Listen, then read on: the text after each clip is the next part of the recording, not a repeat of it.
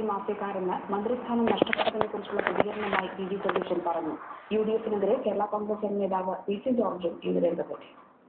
പൊതുസമൂഹത്തിന്റെ മുഴുവൻ പ്രശംസയും ഏറ്റുവാങ്ങിയ ശ്രീ വി.ഡി. സതീശനെ പോലുള്ളവർ ഈ മന്ത്രിസഭയിൽ ഉണ്ടായിരുന്നെങ്കിൽ എന്ന് ആഗ്രഹിച്ച ഒരു പൊതുപ്രവർത്തകനാണ്.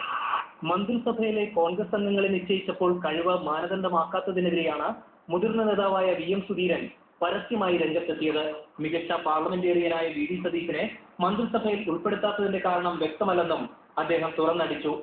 ആ ചോദ്യത്തിന് എങ്ങനെ ജനങ്ങളെ ബോധ്യപ്പെടുത്തുന്ന മറുപടി പറയാനാകും എന്നുള്ളത് വളരെയേറെ കൗതുകത്തോടുകൂടി കേരളീയ സമൂഹം ശ്രദ്ധിച്ചുകൊണ്ടിരിക്കുകയാണ്. Lottery mafia VD. സതീശനെ മന്ത്രിസഭയിൽ ഉൾപ്പെടുത്താതിരിക്കാൻ ശ്രമിച്ചുവെന്ന് നേരത്തെ വാർത്തകളുണ്ടായിരുന്നു. കേസന്വേഷണം CBIക്ക് വിട്ട സാഹചര്യത്തിൽ ലോട്ടറി മാഫിയെ പറ്റിയുള്ള വി.ഡി. സതീശന്റെ പ്രസ്താവനയും വിരൽ ചൂണ്ടുന്നത് ഇതിലേക്കാണ്. അവര് ആരെയും സ്വാധീനിക്കാനുള്ള ശക്തിയുള്ള ആളുകളാണ്.